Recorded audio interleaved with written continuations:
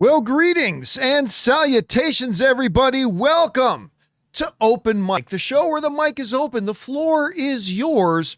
What do you guys want to talk about? That's what we're here to discuss today. My name is John Campea. Now, normally in this time slot, we have the John Campea Show. But being holiday Friday, being that the crew, I've given the last couple of days off so they can have a 4-day weekend, being that there is no real news that comes out on Thanksgiving, I thought it'd be a good idea just to kind of have open mic here today, to just hang out, because I was thinking about not doing a show today. And I brought it up in one of the chat forums. Maybe I won't do a show today. People are like, no, please, we need something to do. So I was like, all right, we're going to do an open mic today. Good to have you guys here. Now, just so you know, on open mic, unlike the John Campea Show, the way we take questions is not through the tip link. Now, if you want to send in a question to the tip link to be answered on the John Campea Show, starting back up again on Monday, go ahead. You can use our tip link anytime, 24 hours a day, 7 days a week at www.streamelements.com/John Campea/tip. You can send in a question anytime today, over the weekend, whatever, and we'll just get around to answering it on Monday. But today, if you have a question or a topic you'd like to bring up for discussion, go ahead and use the super chat feature and send it on in that way. And it's good to have all you guys here on this holiday Friday. Hopefully you guys are having a good one. I know I am having a good one. Spent some good time with the family yesterday. I think today Anne and I and her sister are probably going to go somewhere a little bit later to watch the football game, do a little Black Friday shopping. I don't have anything I particularly need. That's the thing. I always get so excited around Black Friday, but now it's not the same as it used to be, because now Black Friday sales, like, they all start like a week early and they're all online. So if like there's anything you want to get, you just get it online. By the way, I did order a couple things. By the way, this is going to be a good time to let you guys know. For those of you who are here, I want to let you guys know this. You guys know that every year Ann and I do the Adopt a Family program. And in the last couple of years, we've invited you guys to join us in that. And you guys have done amazing things. I had kind of struggled about whether to do one this year. Like, Ann and I were going to do one regardless, but I kind of struggled whether to do one with the viewers as well.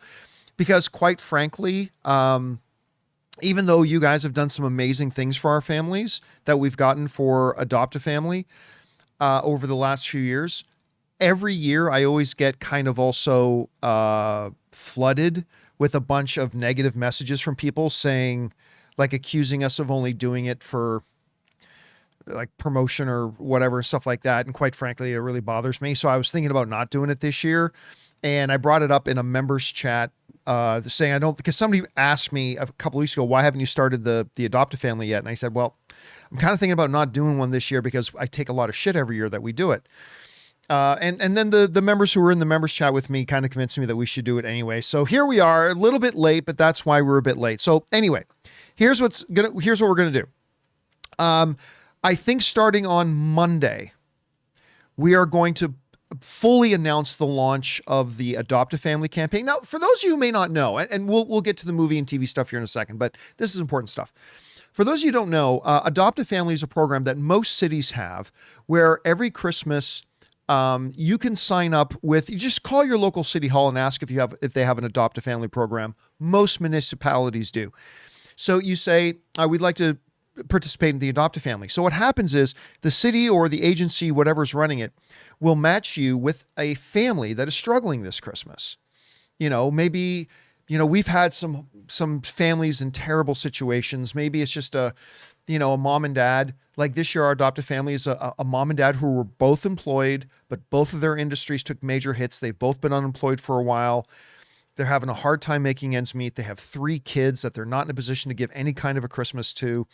The mom is trying to go back to school so she can enter a different field now, because her field is kind of not really surviving much these days. So they're doing everything right that they can do as parents, but they're having a very, very difficult time. And so they match them up with us.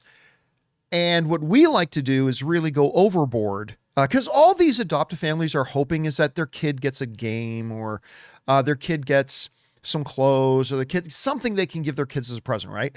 Well, what you guys have helped us do the last couple of years is really go above and beyond, like overload them with like an act of human generosity that you guys provide.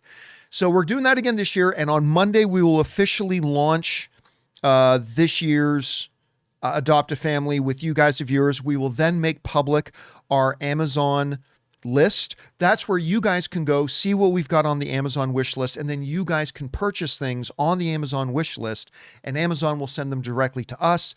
Then Anne and her mom and her sister will wrap all those presents, and then on a day in about 2 weeks, we'll do a full delivery and take everything to them. So anyway, we're going to do that starting next week. So I just want to make sure you guys knew about that. Okay. And yeah, with that down, guys, let's get to the main reason we are here, which is to take your comments and questions today. We've already got a bunch sent in, but the super chats are going to be open for a while. So if you have a thought, comment, topic, or question you'd like us to discuss, go ahead and fire it on in. So for now, let's get over to the questions, shall we? And I think we're starting with Yuri. We are starting with Yuri. And Yuri writes in and asks, tickets for Moana 2 on Saturday with my 6 kids. They have watched the first Moana over 12 times this year, and they wanted to see Moana 2 first weekend. I'm telling you what, man, I don't know how big Moana is going to be this weekend. Like, it's not going to break the all-time opening weekend box office record, but it's going to be big. And whether or not it'll break Inside Out 2's mark, or I think Deadpool and Wolverine, correct me if I'm wrong, guys, but I think Deadpool and Wolverine had the biggest opening weekend this year. I think either it or Inside Out. But anyway, I think it'll get close to those numbers. All I know is this. I went to an opening, like an advanced preview day at 2:00 in the afternoon on Tuesday. And it was packed. It was packed. And people in there were having a good time. Again, I don't think it's as good as the first Moana, and the music certainly isn't nearly as memorable as the music for the first Moana, but I still thought it was quite a good movie. I still liked it. And the audience I saw it with seemed to enjoy it pretty good. And yeah, it's pretty good. Now, somebody in the live chat is saying it was tracking for 400 plus overall this weekend. You don't really, when talking about opening weekend box office numbers, you don't talk about worldwide, because as we were just talked about with Wicked and say Gladiator 2, every movie opens in a different number of countries, right? So like Wicked 2 still has a lot of countries it hasn't opened in yet. And some open wider than others. So you only talk about domestic opening weekend. And no, Moana is not going to make $400 million domestically opening weekend. We'll see what it comes to. But I hope you have a good time. I think your kids are going to like it. And let's find out on Monday just how big of an opening weekend it has. It's going to be big. It's going to be big. That boy is saying it's going to have 175 million opening. That would easily be the biggest of the year. That would beat out Inside Out 2, and it would beat out Deadpool and Wolverine. So we'll have a lot to talk about on Monday when we see what the actual numbers are. All right. Thanks for that, man. All right. Next up. That was Yuri. Next, we got Taki75 who writes, how about that, John? Hawkeye is the second highest critically rated Marvel show according to Rotten Tomatoes, 92%, only behind Ms. Marvel. Everybody's allowed to be wrong. That's all right. Being right is often lonely. No, I kid. Yeah, listen. Everybody knows I didn't like Hawkeye. I didn't hate Hawkeye. Didn't hate it. And I really like the character. And I really like, the cast of it, all that kind of stuff. Jeremy Renner is fantastic. But, and there were certainly episodes. There were episodes of Hawkeye that I liked. I just thought overall, it didn't work. It didn't work for me all that well, to be honest with you. And listen, I'm glad other people like it. I'm glad there are other people who enjoy it.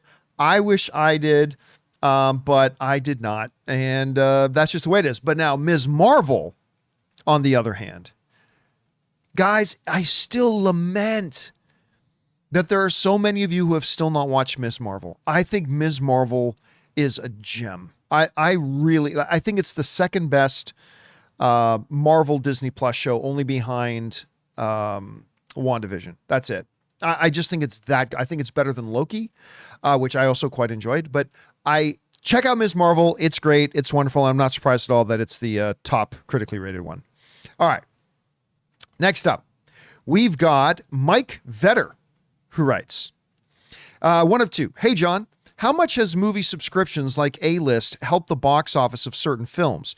I would have went to see Deadpool and Wolverine and Inside Out 2 regardless, but where's part 2? Oh, there it was right above it. But without A-List, I would have never went to see movies like Fall Guy or If. Yeah, listen, I think you raise up a really good point because I often talk about things like AMC A-List, Regal Unlimited, other movie theater chains have their own loyalty programs.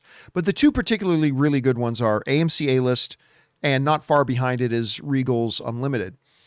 We always talk about those in the terms of how they benefit us as film fans. Because seriously, guys, if you're a film fan, if you go to more than one movie a month, you're losing out if you don't join up for one of these programs, right? Because just for an example, I use AMC A-List. I know with all the whining and complaining and bitching I do about AMC and all the stupid things they do, they are still the movie theater I go to. That being said, I pay $25 a month for my AMC A-List, and I get up to 12 movies a month. When you understand, and that includes 3D, though I would never go to a 3D screening. 3D is so pointless. But it includes, if you like 3D, it includes 3D, IMAX, Dolby, Prime, all that. It includes all that. That's all included. And when you consider that, like on a Saturday night, like going to see Wicked in an AMC Dolby can be like $19 or $20 for one movie. That $25 a month for an AMC A-List, chef's kiss, it's absolute gold. Gold, Jerry, I tell you, gold. Not many of you don't understand that reference, but it's gold. And on top of that, like I'm a concession, like I got to have my popcorn and a soda when I go to the movies, right? Well, I pay for a medium popcorn and a medium soda, but because I have A-List, they automatically upgrade that for free to large soda and large popcorn. Plus, with any money I spend, I get these points and I accumulate tons of points and I get a lot of free stuff. Anyway, you got to have it. So anyway, when we talk about AMC A-List, and no, it wasn't Kramer. It is from Seinfeld, but it wasn't Kramer. Somebody in the live chat saying Kramer.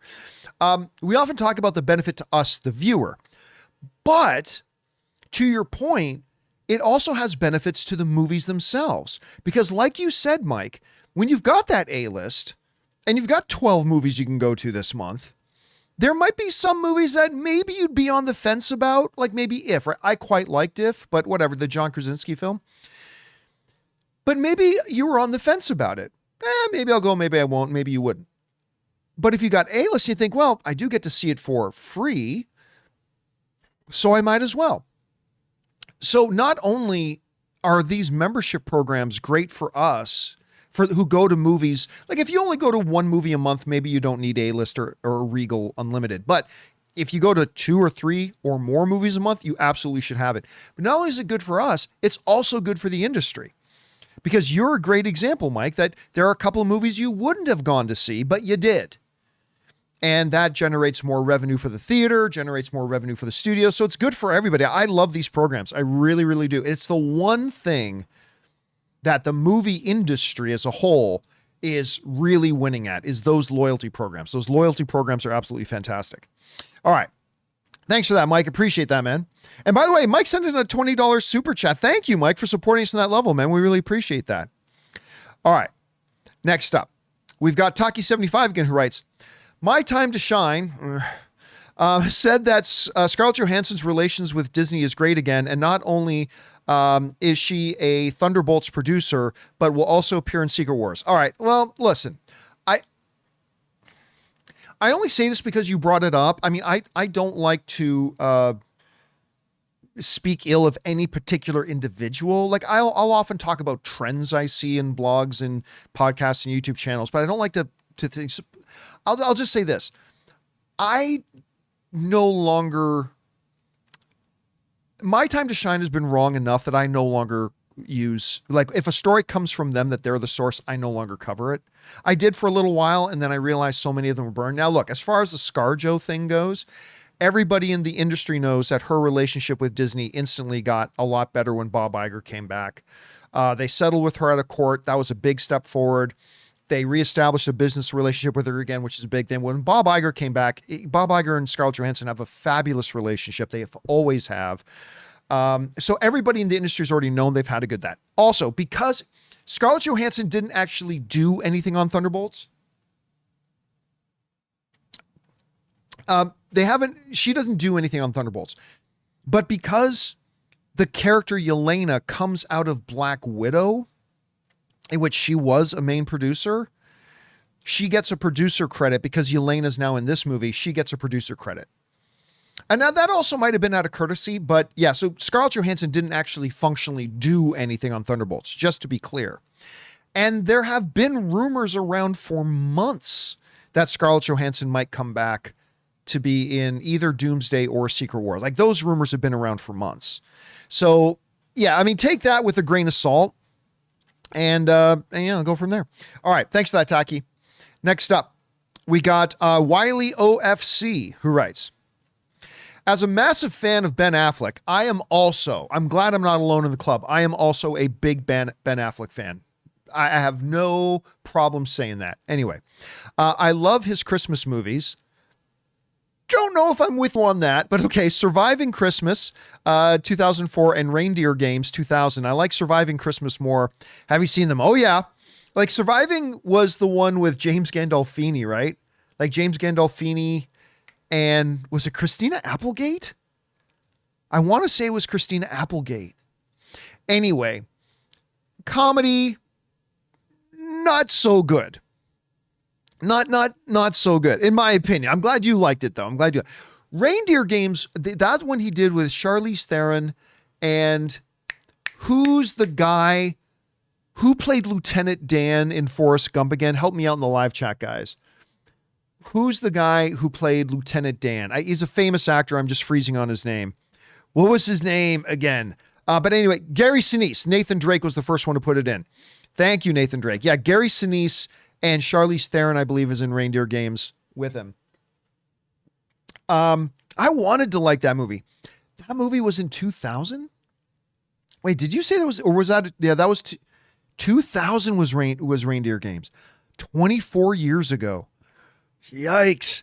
Anyway, also not a big one on that. Like, listen, the thing that's great about Ben Affleck is that I always like him in movies, even when he's not in some very good ones. And let's be honest, Ben Affleck's been in a bunch of movies, some great movies, yes, but also some movies that are not so good. But I always like him, and I'm still a big Ben Affleck fan regardless. All right, thanks for sharing that, Wiley. Next up, we got Robert Presser, who writes, one of two. Peter and B-15 flirting and possibly being a couple was not on my 2024 bingo card. Mine either. But I'm totally here for it. I also wish that Marvel... Oh, where's part 2? There it is. I also wish that Marvel did a Jimmy Woo special presentation one-shot. He could have helped introduce a street-level villain or two with a Law and Order type of special. Well, listen, ever since WandaVision, like, us around here, we were saying right from when WandaVision was out that there needed to be a Jimmy and Darcy spinoff series. And we're not even kidding. Like, the Jimmy Woo and Darcy, and who plays Jimmy Woo? Randall Park, right? But Jimmy Woo and Darcy, letting them do, and this is what we said back a few years ago when the show first came out, give them a X-Files kind of show, because they were so good and they had great chemistry.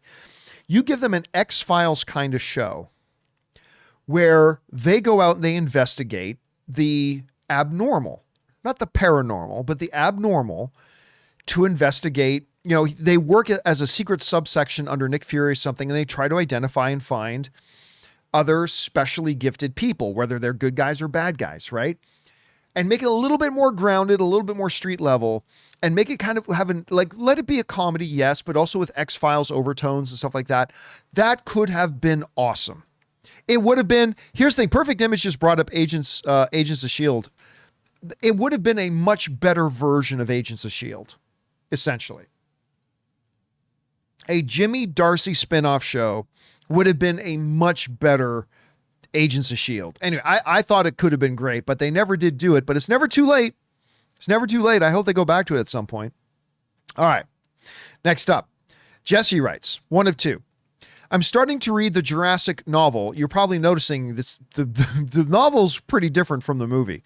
And it's giving me more of a horror aspect. It makes me wish Universal would have reboot the first film and given us that side of the dinosaurs. An example being Nedry's scene with the Dilophosaurus being completely different in the novel compared to the film. Thoughts? No, you can't. I don't think you can reboot the original Jurassic Park. And here's why. Some might say, well, John, the movie's kind of old enough now that you could reboot it. You could.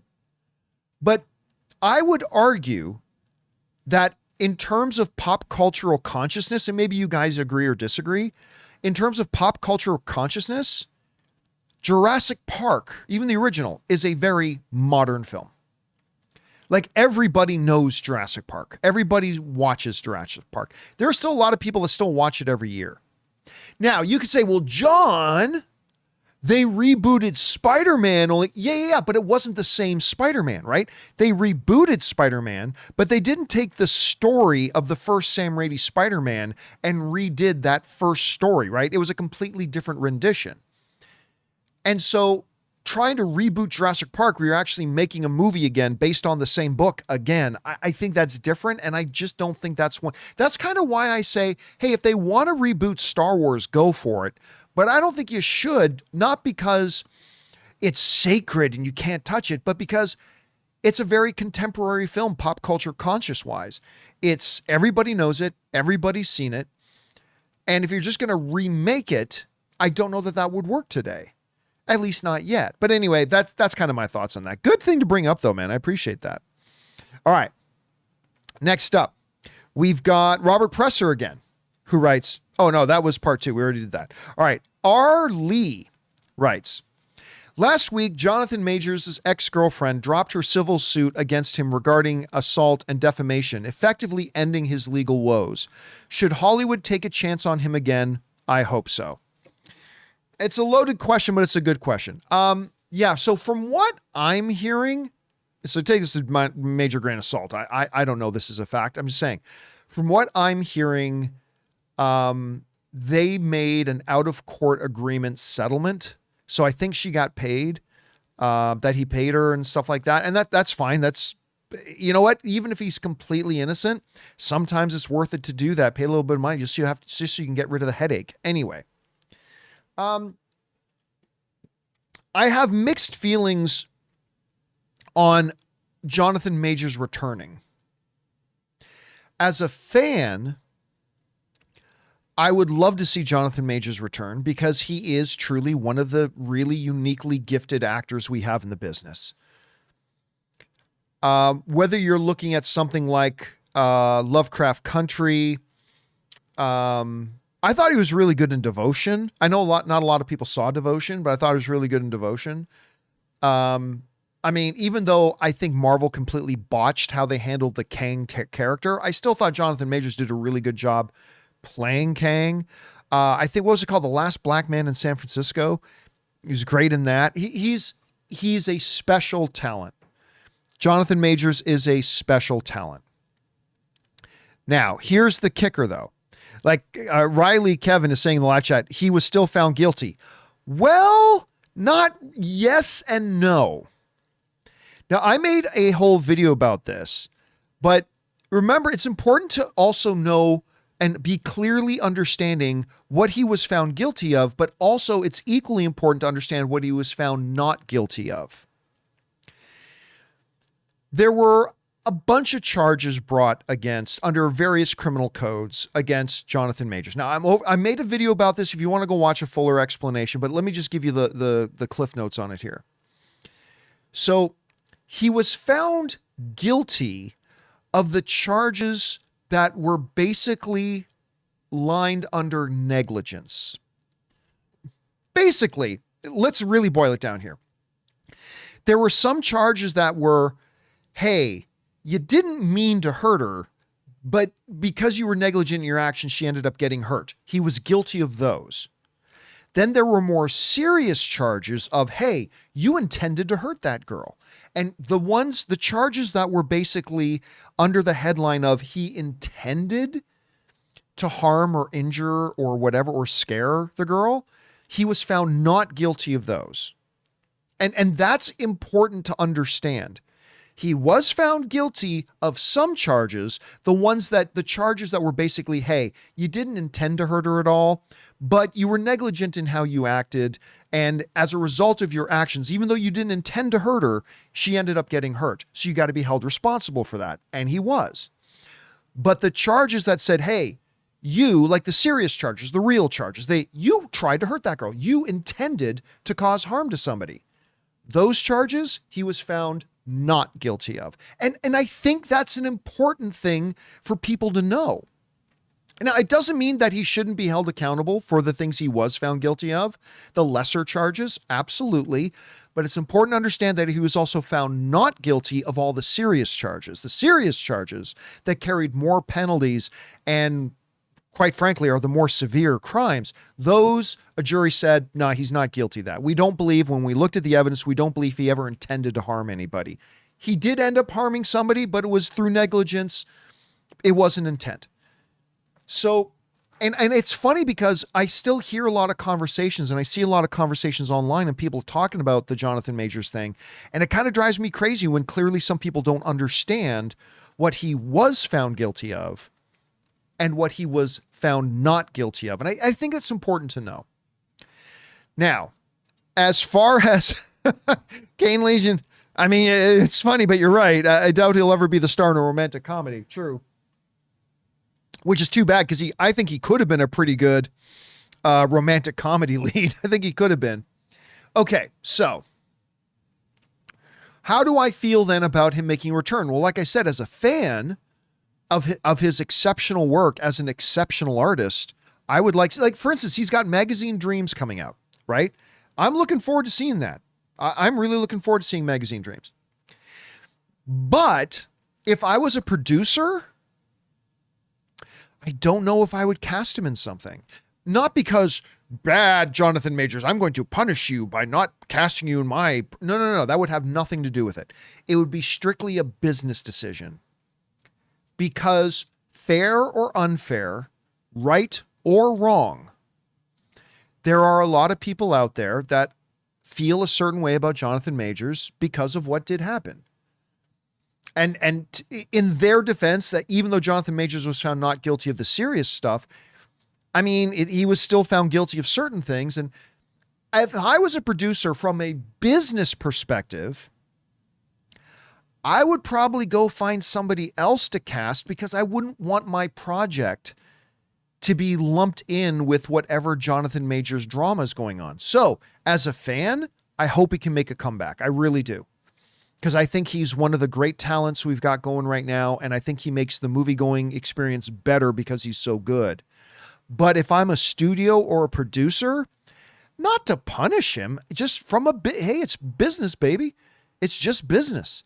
From a business point of view, I think it might be better for my project if I attach somebody to it that isn't bringing along baggage, that isn't bringing along controversy. So again, it'll depend on the studio. So I hope somebody gives him a chance, but I don't blame anybody if they don't, strictly from a business point of view. It's just business. So I don't know. We'll see. Now, Mr. Keith is like maybe a smaller studio will cast him and stuff. Yeah, listen, if Jonathan Majors is willing to take much smaller paychecks and work on smaller projects, that could be a path to him rebuilding some stuff. But you know, we'll have to wait and see how that all shakes out. All right. Thanks for that, Arlie. Next up, Mega Red 555 writes, I love Denzel in Gladiator so much I'm doing a Denzelber and watching his best movies. I've only seen him in Gladiator and Flight. Oh man, you got a lot of movies to watch. So John, what are the essential Denzel movies to watch? Well, I mean, it comes down to a matter of preference. I mean, and the thing is, his filmography is so extensive. Like, for instance, Man on Fire is one. The one he won an Academy Award for, Training Day. Absolutely one. You know what? I might have the name wrong of the movie, but there's a little movie he did that's just this little unassuming movie that you wouldn't think much, and I actually quite enjoyed it. And I think he did it with Chris Pine. And I think it was called, was it called Train or Runaway? It's like this thing that literally happens on a train. And you guys remember the name of that movie? Unstoppable. Thank you. Vedant G is the first one to get Unstoppable. That was the name of it. It's actually a really good little movie. American Gangster, Glory, Malcolm X. His one he just directed, what was it called? Fences, I think, was also really, really good. What was that one he did with the one in the submarine? The one in the submarine that he did with Lex Luthor. Why am I freezing on names? John Cusack, Crimson Tide. Crimson Tide's another really good one. Crimson Tide's a good one. Yeah, so listen, if you're looking to do a Denzelber, you got a lot to catch up on. Oh, yeah, a couple people are throwing in Bone Collector. That's actually a good one, too. I like Bone Collector. That was a nice one as well. So there are a bunch. By the way, can I just say this? Clearly, you can tell I'm a big Denzel Washington fan. He's amazing. I didn't love him in Gladiator 2. I thought it was one of the more pedestrian efforts he's given.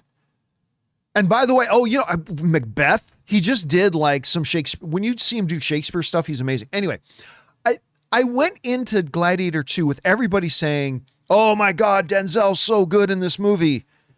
I'm like, I mean, it's Denzel, so he's very good, but it's like, I don't know that this one ranks high. Like when you consider how high the bar is for Denzel, I don't know if it was one of his better ones. I honestly don't know if it was one of his. By the way, my buddy Matt, who does Filthy Sports with me, he pointed this out to me. I knew it sat wrong with me. For those of you who saw Gladiator, there's a scene in Gladiator where Denzel's talking to one of his right-hand man and says, go hose down the fighters. Go hose them down. Go hose down the fighters.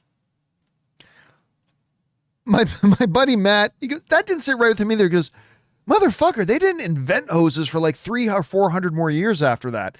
Just like I knew it sat wrong. I remember when he said, like, do they have hoses? Yeah, they didn't have hoses. They didn't have anyway. So that was that. All right. Hey guys, listen, we still got a bunch of questions to get to, and we are going to get to them, but we're going to take, now that we're a little more than half hour into the show, we're going to take a quick break here and thank a couple of sponsors of today's episode of Open Mic, our friends at Mando and The Perfect Gene.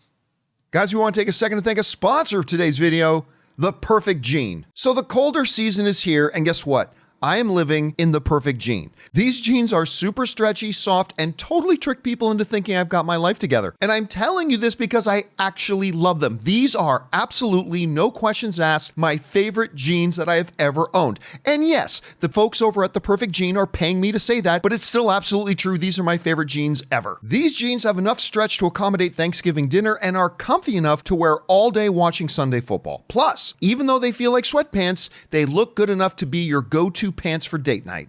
And listen, the Perfect Gene isn't even just pants. They've revolutionized t-shirts as well. The Perfect Tee has just enough stretch to hide that beer belly while accentuating your arms and chest for that flawless look. My guys, it's finally time to stop crushing your balls in uncomfortable jeans by going to theperfectgene.nyc. Our listeners get 15% off your first order, plus free shipping, free returns, and free exchanges when you use the code Campea at checkout. That's 15% off for new customers at theperfectgene.nyc with the promo code Campea. And after you purchase, they'll ask you where you heard about them. Please support the John Campea Show and tell them we sent you. F your khakis and get the perfect gene. Guys, we want to take a second to thank a sponsor of today's video, Mando. Thank goodness it is football season. It's time for tailgates, touchdowns, and Sunday cookouts with the crew. But unfortunately, along with the drinks and the food, sometimes you also bring along your odor. And that is why Mando whole body deodorant should be an absolute tailgate game day essential. And that's why Mando's the MVP. It's clinically proven 72-hour odor control, so it's perfect for long days at the game or at the bar. I'm loving the Clover Wood scent, but they've got options like bourbon leather, weather, Mount Fuji, Pro Sport, and even unscented if you prefer to go stealth mode. I like to use it after the shower, before the gym, or even important meetings. It's that reliable. And right now, Mando's got a killer deal. New customers get $5 off their best-selling starter pack with my exclusive code Campea. That's over 40% off. Just go to shopmando, that's shopmando.com, and use the code Campea. Seriously, guys, if you want a deodorant that's aluminum-free, baking soda-free, and just works better than anything else you've tried, it's time to make the switch to Mando. So don't wait. Control body odor anywhere with Mando. Head over to shopmando.com and use the code Campea and get $5 off your starter pack. Trust me, you're going to love it. That's at shopmando.com. Go and check it out now. And thank you to our friends at The Perfect Gene and Mando for sponsoring the John Campea Show. All right, guys, with that down, let's get on to the rest of your questions here, shall we? We're going to get things picked up here with Dr. Stinky, who said, "Oh, I just wanted to say thanks for all you do." Well, thank you, Dr. Stinky, and thank you for being around and be a regular community member here. Really appreciate you, and thank you for that, man. All right. King Daddy Goat writes in, have you ever seen Event Horizon? Thoughts? I did not like Event Horizon. And listen, and you know what? I'm so sick and tired. I get it. There are people who really like it, and I respect that. That's great. I'm not going to try to talk anybody out of liking. If you liked it, you liked it. That's awesome. But what I am so sick and tired of is every time somebody brings up Event Horizon to me, and I mentioned my problem, you just didn't understand the movie. No, I understood the movie. I understood it perfectly fine. I hate it when people say that. Like when somebody doesn't like a movie and they say, then you just didn't get it. No, I got it, and I just didn't think it was very good. But that's me. Listen, it's got a lot of people, it's got its fans, and that's great. I just didn't think it worked very well. I just didn't think it worked that well as a movie, but that's just me. That's just me. I'm not trying to tell anybody else not to like it. All right. Richard K. writes, I remember you talking about Daniel Day-Lewis coming out of retirement and how great it would be if he joined the MCU. Imagine Daniel Day-Lewis in the MCU as Magneto. I think he'd be an awesome Magneto. Well, let's be honest. Daniel Day-Lewis could play Storm, and he would be an awesome Storm. Daniel Day-Lewis is, no debate, no questions asked. It's not even close. He is the greatest actor of all time. He is simply the greatest actor of all time. I'm not saying his movies are the greatest movies of all time, but he is the greatest actor of all time. He is the Bret Hart of acting, the best there is, the best there was, the best there's ever going to be. And so he retired a number of years ago, leaving us. And then for those of you who didn't catch it, we did on an episode we did of the John Campea Show, I guess maybe a month or two ago now. Anyway, his son is going to be directing a movie, and he is coming out of retirement to act in that movie with his son. And I think that is awesome. And I hope he catches the bug again, because again, the movie landscape is just better when the greatest of all time is doing it. I think the last one he did was it The Phantom Thread? Was that the last one he did? That was not a exciting, thrilling movie. It was a wonderful film. Anyway, so yes, if he were to play Magneto, awesome. Yes, would he make a great? Of course he's the greatest actor of all time. Of course he would make a great Magneto. He would be a great Professor X. He'd be a great Beast. He'd be anything. He's the greatest actor of all time. So, but yes, if they were to announce tomorrow that Daniel Day-Lewis was going to be the new Magneto, oh hell yes. There'd be some popping bottles. There'd definitely be some popping bottles, Richard. All right, thanks for that, man. Next up, Mike Thompson writes, you think Michael Bay stayed on Transformers too long? While the quality of the movies improved since he left, the box office never recovered. Yes. Listen, I will always defend the first Transformers movie he did. I actually like the first Transformers movie he did. I remember that scene, man, because you got to remember, I grew up totally obsessed with Transformers. So that first scene when Shia LaBeouf and I think I can't remember if Megan Fox is in the movie yet or not at that point in the film, but they're in that dark alley and out comes rolling Optimus Prime And it's the first transformation we see Optimus Prime doing, and it does that big camera swinging around him as he's transforming. Dude, I nearly wept. I don't mind admitting that as grown-ass man, I nearly wept watching this fictitious giant robot transform from a truck into a robot. And I nearly bawled my eyes out. It's like, it's the most beautiful thing I've ever seen. And listen, I really like, did it have its problems? Yes. The first Transformers movie definitely had its problems, but I still really liked it. By the way, guys, I'm not asking whether Megan Fox was in the first movie. I just didn't know if she was in the movie by that point in the film. I just can't remember that. Anyway, that was great. But that was the last decent thing he did. It all went downhill after that.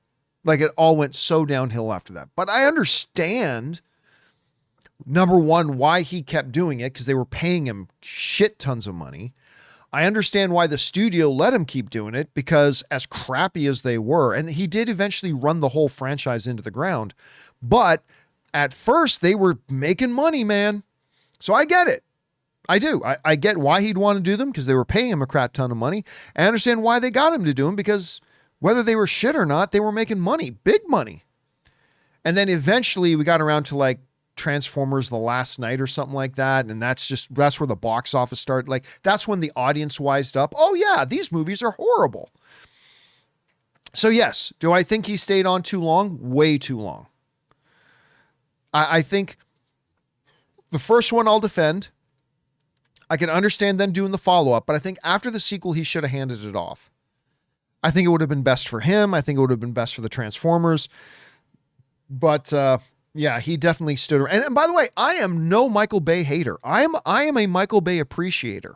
Now, that doesn't mean I won't point out when he's done crap stuff, but I think there's a lot of films he's done that I've really enjoyed, and I appreciate him. And that Transformers movie is just one of them. The Rock, anyway. Armageddon.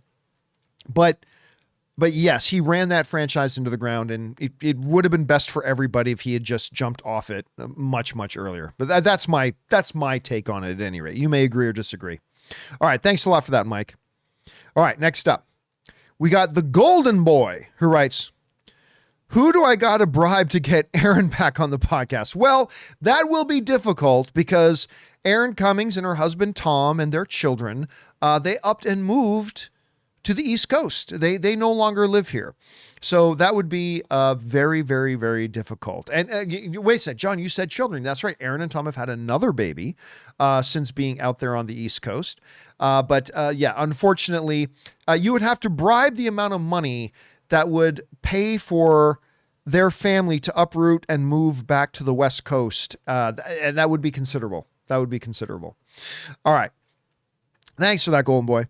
Next up, we've got Fanimator, who writes, what's your most anticipated movie of 2025? I don't know. I couldn't even tell you what comes out in 2025. I can't. I am terrible with movie dates. I am awful, awful, awful with movie dates. I don't even know what comes out next year. So, yeah. I mean, Thunderbolts is coming out. Yep, I know that. Cap 4. But I am awful with calendar. I need to have, if you're ever going to ask me, Superman's a big one. Yeah. But if you ever ask me, hey, what did you think were the best movies of 2021? I'll go, dude, I don't even remember what the fuck movies came out in 2021. I need a calendar in front of me. I'm terrible with dates, always have been. So I unfortunately can't answer that question, because I don't know off the top of my head what movies come out in 2025, 2026, stuff like that. I never get them. I don't have them straight that way. All right. Next up, Jaden Voss writes, what do you think? Let me see if I can get this a little better here. There we go. What do you think had the better third act this year? Alien Romulus or Transformers 1? Ooh, they both had good third acts, man. They both had really good third acts. I think overall, I like Transformers 1 more than Alien Romulus. Like I really enjoyed Alien Romulus. Don't get me wrong. I think overall, I like Transformers 1 more. But I think Alien Romulus might have had the better third. I mean, it was a truly great third act. Because it was like the first two acts are really good too, but it's the third act that really ratchets up the horror and the tension and the that's when, like, the third act in that movie is when the shit hit the fan. The third act in Transformers 1 is great too. And like I said, overall, I think Transformers 1 is maybe the movie I enjoy a little bit more overall. But I think the best third act out of those two is Alien Romulus. I'm seeing guys in the live chat like Gambit saying, "You've never seen Alien Romulus. Do yourself a favor, man." I'm not saying it's as good as Aliens. Don't get me wrong. I'm not saying it's the best, but you know what it is?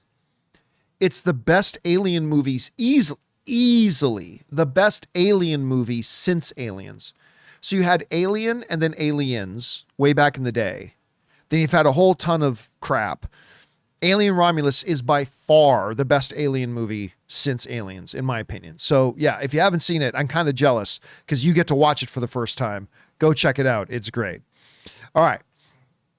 Let's see. Next up, we've got, good question, Jaden, by the way. Richard K. writes, did you see Hellboy, the Crooked Man? If so, thoughts? You know what? I still haven't, and I feel crappy about that. Well, first of all, I didn't even know how to watch it at first. And then I never got around to it. And it sucks because a buddy of mine directed the film. A guy I owe a lot. One of the guys responsible for me meeting Anne, my wife. So a guy I kind of have a bit of a life debt to. And he's a buddy of mine, and he directed it. And I still haven't had a chance to sit down and watch it yet. But, I'm going to be honest with you. I'm going to be completely honest with you. I didn't think the very first trailer didn't look all that good. It didn't look all that good at all. And it looked a little bit like it was shot on an iPhone or something. Anyway. Then the second trailer came out and it's like, okay, it was kind of like a Transformers 1 thing. The first trailer, Second trailer was much better.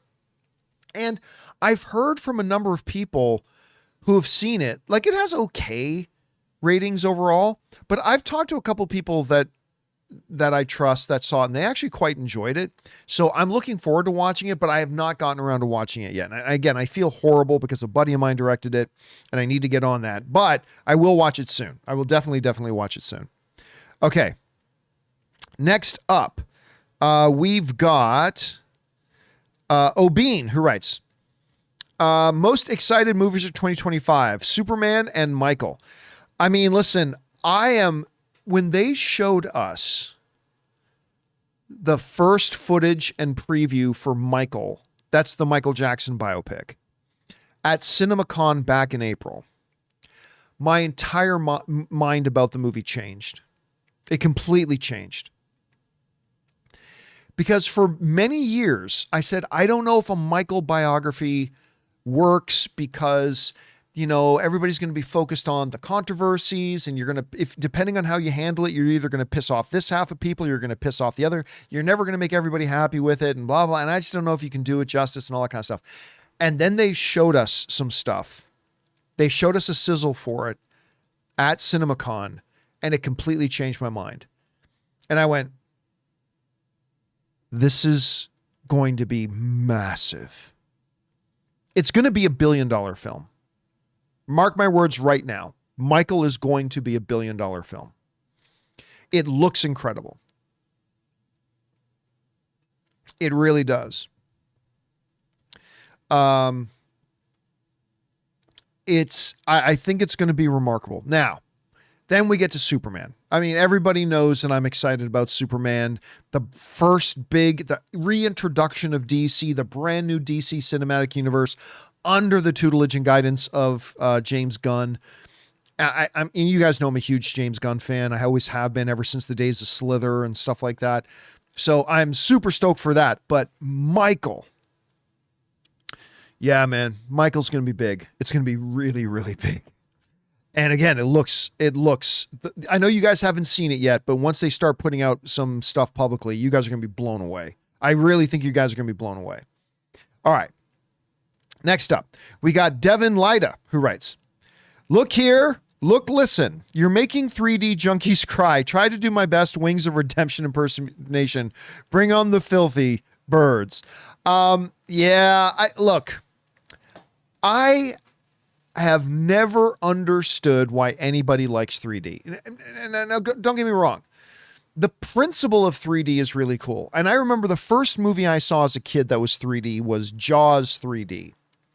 And I remember sitting there and I put these weird glasses on and like Jaws kills a giant fish and then just the fish's head is floating on the screen and it looks like it's coming off the screen. I'm like, what? Like, yeah, there's a novelty to it. There's a novelty to it. I agree there is. But I've never thought, I think 3D is so useless and because, even take something like Avatar. I went to go see Avatar. The first time I saw Avatar, I saw it in 3D. And like everybody else, I was kind of blown away by it. But then after a while, you just forget you're watching it in 3D. And then later, about a week later, I went back to the theater to watch Avatar again, this time not in 3D. And the experience was no less great. It's like, yeah, you get over it. And the other thing is, I've never understood this thing where these directors and colorists and cinematographers work so hard to give us these rich, vibrant, spectacular colors and images.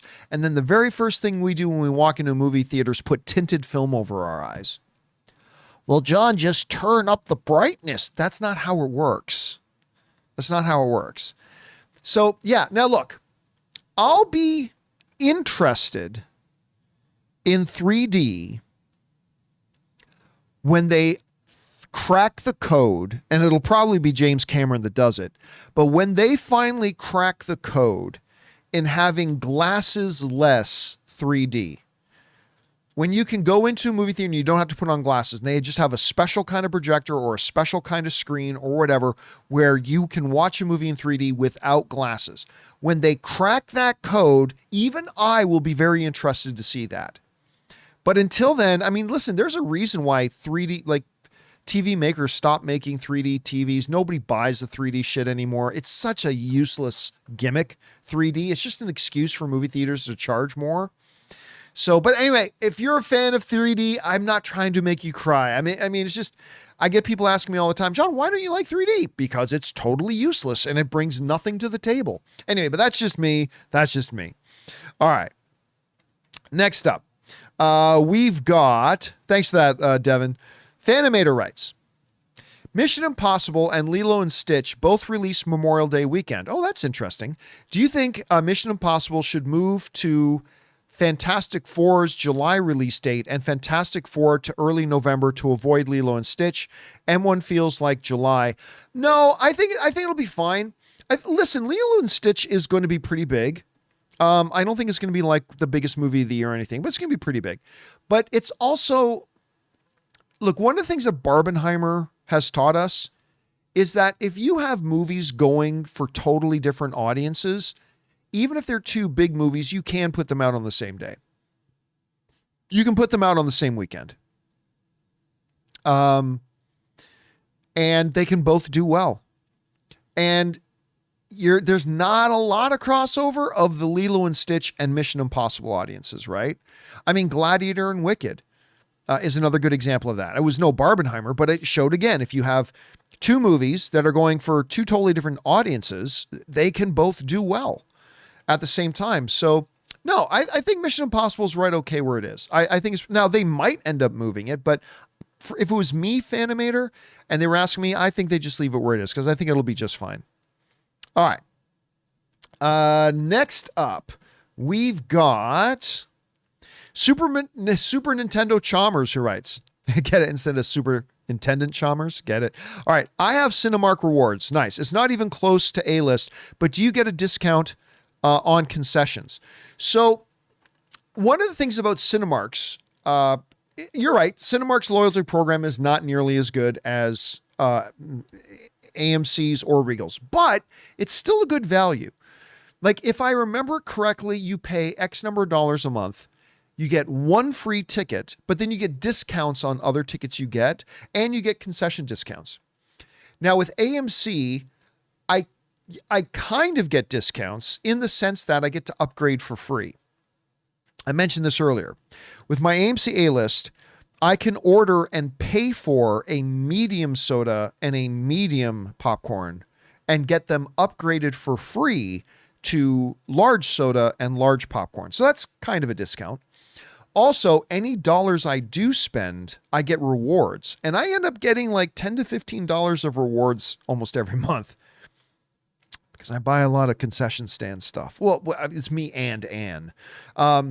So yeah, that also gets a discount. So I'll go out on a limb and say, yes, you get discounts. Probably not the same like flat rate discount. Like I think with Cinemark, you get like 10% off or 15% off your whatever. So I think it probably works out to that. Oh, TD in the live chat is saying that I get 25% off concessions as a Cinemark Platinum member. I think that's exactly what, yeah, I that's a great flat number. Now, whether my A-list stuff works out to be roughly that, it probably gets close. But yeah, I will say, although not in as direct a way as Cinemark does, that yeah, I end up getting my concession stands discounted just in a more of a roundabout way. Anyway, good question, man. All right. CR writes, hey, John, what are your thoughts on the DCU canon games? It could work if they are prequels, like a Rocksteady Batman game that's about DCU Batman starting out way before Brave and the Bold. Okay, this is actually a larger scale question too. And listen, my opinion on this is not the popular opinion. I don't, in Star Wars, Marvel, Harry Potter, whatever, no, games should not be canon. Because you completely limit what game designers can then do. And it's just too difficult. I remember Star Wars, when Disney first bought Star Wars, they made this big claim that everything's going to be canon now. The comic books, the audio books, the novels, the video games, the TV shows, the movies, everything's going to be canon. And I remember when they first announced that ages and ages and ages ago, I went, and you can go back to the AMC videos I did. I said, that's a nice sentiment, but you ain't going to be able to do it. You're not going to be able to do it. It's just creating too intricate of a web that's going to get way too entangled, and it's not going to be able to do it. And it was like less than a year and a half when like, wait a minute, this happens in this game. Oh yeah, well, the game's canon except for the things that aren't canon. That's the thing. Pablo Hidalgo came out. I think it was Pablo Hidalgo. Who when he was confronted once, and I like Pablo, by the way, but was confronted once by somebody saying, well, you guys said books are canon, this is canon, but in this book, it says this, and that's completely contrary to the movie. Then in this thing, it says this. And then Pablo made this statement that I'm paraphrasing a little bit, but the basic sentiment of it was, well, yes, everything is canon except for the things that aren't. Everything's canon except for the things that aren't. And then that's when I said, listen, a girl is not sort of pregnant. A girl is either pregnant or she's not pregnant. She's not sort of pregnant. And that's what canon is. You can't say, oh yeah, that book's canon, but this and this and this and this happened in that book, and that's not consistent with what happened in the movies or these other books. Well, yeah, it's canon except for those things. No. If there are things that you have to use the word except for, then it's not canon. It's not canon. And yeah, so the idea of DC trying to like say make games that are okay. Here, the problem is you're going to start creatively tying the hands of game designers. Well, you can't do, like, we got this great idea for this game. Oh, you can't do that because that would break canon. Like, let video games be video games. Just let them be their own thing. I mean, that's my opinion. So, yeah, that's how I would approach it, but that's just me. That's just me.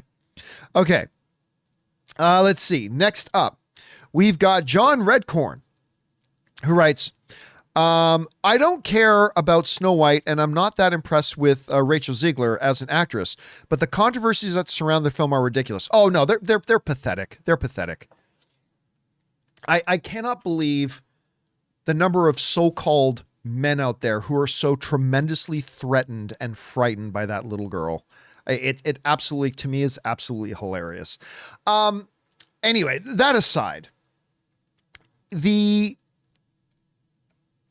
How she is as an actress overall, it's hard to tell right now because my main two exposures to her were West Side Story, in which she was incredible, but a lot of that was her singing, right? How is she as a straight up actress? Not completely sure. Also, then in that Hunger Games movie, she was very good in it. A lot of the stuff that mostly impressed me, though, is her singing. Look, like, she could be in Wicked. Like, she's just that level of singer. She's up there with Cynthia Erivo and stuff like that. I'm not saying she's better than Cynthia Erivo. I'm saying she's in that conversation. She's a tremendous vocalist. How good she is as a pure actress, not completely sure. Not completely sure. I have been impressed, but how much of my being impressed was as a result of her vocalizing, of her singing, as compared to just her pure acting? And I don't know the answer to that question yet. I'm gonna have to see a little bit more. I personally do. Now, I don't know if the movie's going to be crap or not. I like the trailer for Snow White. I just do. And you know what else? I don't think I've ever been more excited to see Gal Gadot in something. You know, I've always said I just don't think Gal's that good of an actress. I don't apologize for that. I've always believed that, and I think her work proves me right. Not that she's awful or terrible, but I've never thought she's that good. And when she's been in things that are good, I think she's been carried by a very good director and very good cast around her and, you know, all that kind of stuff. But I've always seen her getting better, right? And then she did that, what was that Agatha Christie movie, Death on the Nile? Was that the one she was just in? Was that it? Death on the Nile? I think it was. Anyway, that she was in with Armie Hammer. And the movie's not that good. But I'm like, you know, she's clearly getting better. Like, I remember thinking that. She's still not a great actress, but clearly getting better. And when I saw her at the presentation at CinemaCon and what we saw recently as the evil stepmother thing, I'm like, you know what? She looks good. I don't just mean she looks, because she always looks good, but I mean, I think she's found, I think maybe this movie might be of a bit of a breakthrough for her. Like, and maybe it will be, maybe it won't be. I don't know. But I got to tell you, I personally think that that trailer looks pretty damn good. And I'm actually looking forward to seeing it. Again, I give no predictions as to whether it will be good or not. I don't know. I just think the trailer's good. And I think it's an interesting looking concept. So we'll see. All right. Dwayne writes, hey, John, did you end up watching Wild Robot yet? Yes, finally. I mentioned this like 2 weeks ago. Did finally get around to seeing it. I was way overdue, way behind the game, and so many things delayed me from watching it. Lovely movie. Absolutely love. Not my favorite animated of the year. I still think my favorite animation of the year is still Inside Out 2. But I thought it was great. I thought it was absolutely wonderful. And all right, guys, for those of you asking, I turned off, during the commercial break, I turned off the super chats. So guys, that's it for all those questions. But you know what? I still got a few minutes here. So you know what we're going to do? We're going to take a few more questions. So here's the thing. If you guys in the live chat have a question, do me a favor. Look at my chat that I just put in. Format it as that. All capital letters, question, colon, and then write your question. That way I know you're asking me a question. I'm not guaranteeing I'm going to answer it. I'm just going to pick out a couple over the next few minutes and answer a couple more. So give you guys a second to fire in any questions you may have. For those of you who are watching live. And I'm going to go and get to the football game. All right. Let's see. First we got Nick, who's writing Bills or 49ers? Bills. 49ers, this is just a throwaway year for them. All the injuries they've had and all that kind of stuff. It's been a rough year for them. So, yeah. All right. Let's see. Next up, Ben Morton's writing, will Agatha remain a ghost or get her body back? You know what's funny? Why am I freezing on the name of the actress who plays Agatha? I love her. I was just watching her in Parks and Rec 2. Anyway, she just did an interview where she wasn't, Catherine Hahn is her name. She says she's not completely sure if she's going to come back. At any rate, if they do bring Agatha back, and I hope they do, if they do bring Agatha back, I definitely think they'll be giving her a body. So I think they'll definitely be giving her a body. All right, next up.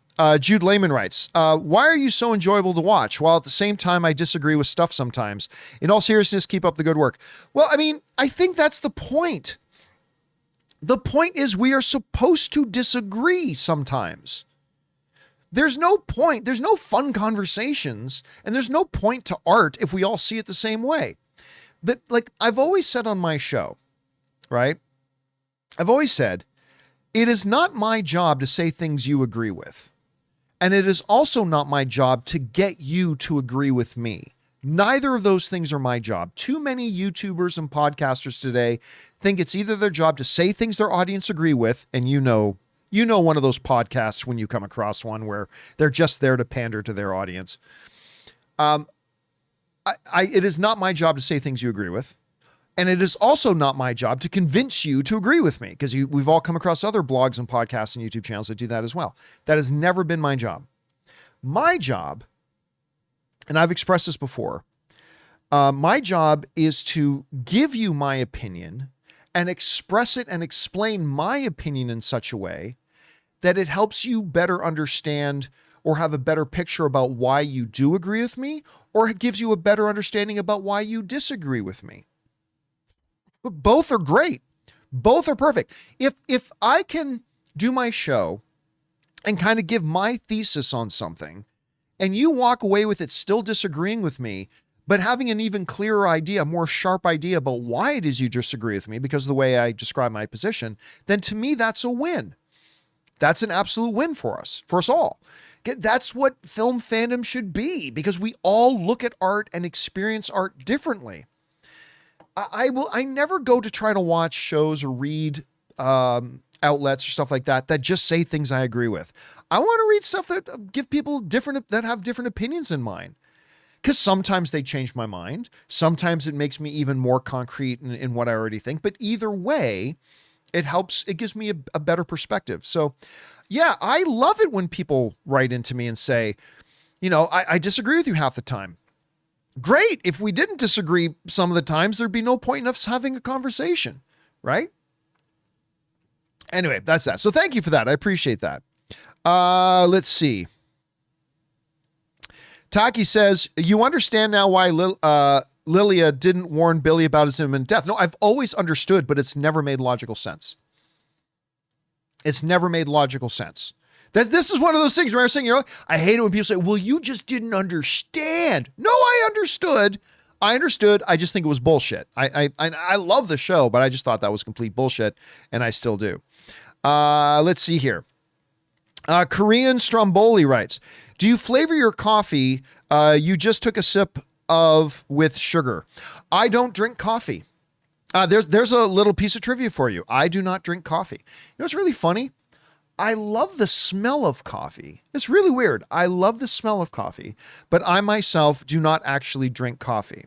Let's see. Yeah, Valentine's saying, how about them Packers? I'll tell you what, it's not a coincidence that they got way better when they got rid of Aaron Rodgers. It's not a coincidence they instantly became a much better team after they got rid of Aaron Rodgers. Just saying. Let's see. Marielle saying, do you ever watch English Premier League? No, I don't. I'm trying to get myself more into soccer, though. I am. Like everything between Ted Lasso and Welcome to Wrexham. And Ann and I have gone to a few LAFC games now. I'm trying to get myself more into soccer. I really am. Let's see. Have you seen the new show, The Jackal? No, I just answered that yesterday. I still haven't seen it yet, but it looks really good to me, and I do want to check it out. Benjamin's asking, what is your favorite band of all time? Well, anybody who's watched me for any period of time knows the answer to this question. By far, Easy and by miles. Even though I have a very eclectic music taste, like everything but country, like I listen to just about everything but country. Not bashing on country, just not for me, that's all. But U2. I think U2 is the greatest band of all time, but that's just me. John A.M. is saying, will you ever do Play and Chat again? Will you play Indiana Jones and the Great Circle? Yes, I will do Play and Chats again, but here's the trick about Play and Chats. It has to be a game that doesn't require all my attention, right? Because listen, I love playing games. And other than, Heretic, StarCraft, TIE Fighter, those games I'm great at. But a lot of games that I like playing, I'm not a great gamer. I just enjoy playing games, right? I'm not a particularly great gamer. Like, I'm the first one to tell you that. But I just enjoy them. There's no point in me doing a play and chat with a game that requires all my attention, because then I'm not chatting. That's why I like playing World of Warcraft with play and chats, because it's a very casual, it's a slow moving game. I can take breaks, all that kind of stuff, do a lot of chatting. Online poker, like I've done play and chats with online poker.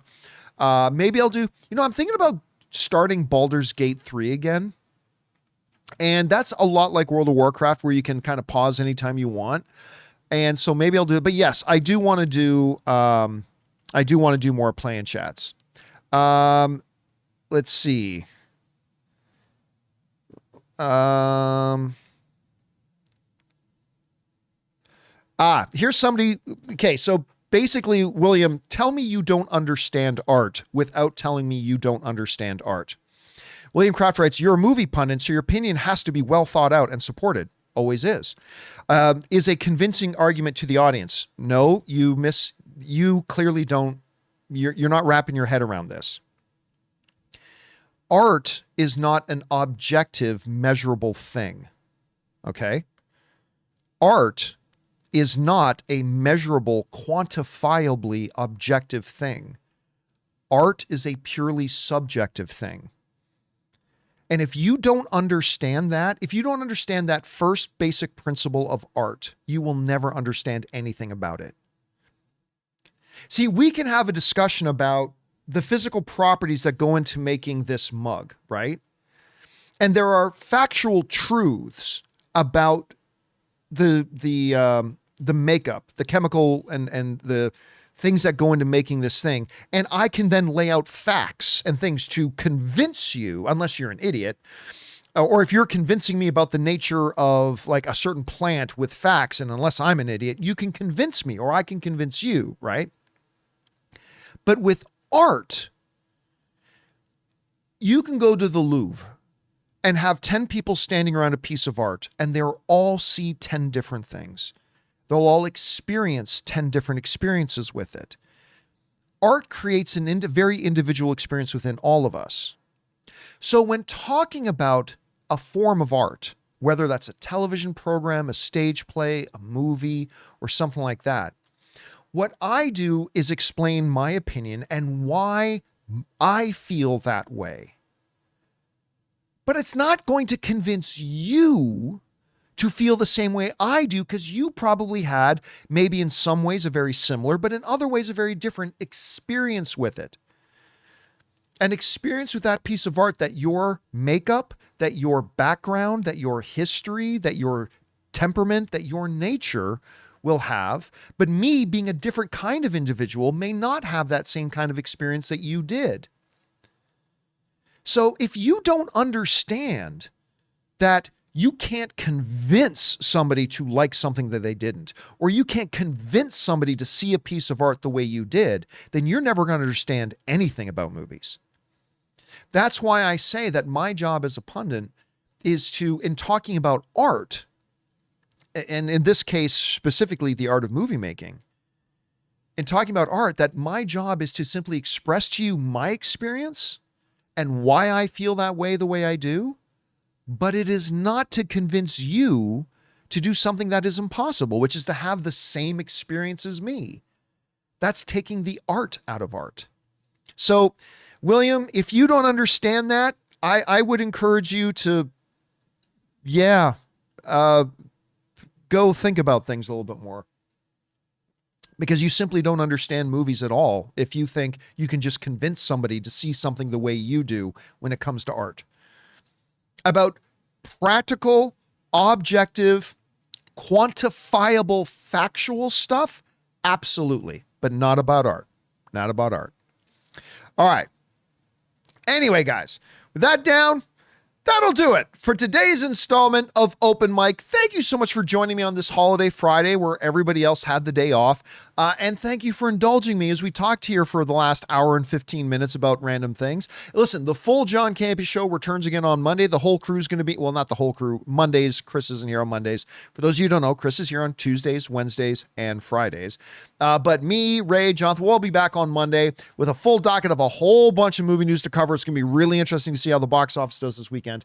Anyway, guys, thanks so much for joining me here today. My name's John Campea, and until next time, my friends, bye-bye.